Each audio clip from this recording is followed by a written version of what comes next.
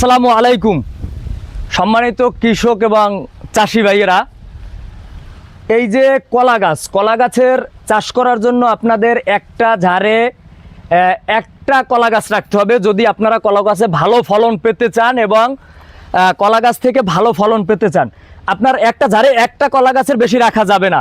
কারণ আপনি কলা গাছগুলো কেটে তারপরে ছাঁটাই করে একটা কলা গাছ বা দুইটা কলা গাছ সর্বোচ্চ রাখা যাবে।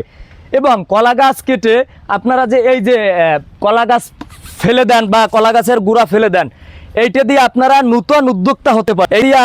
আপনার সুতো তৈরি করা যায়, এটা দিয়ে সুতো তৈরি করা যায়, সেটা সুতো তৈরি করা যায় এবং আপনি কলা গাছ থেকেও আয় করতে পারতেছেন এবং এই সুতো দিয়েও আয় করতে পারতেছেন।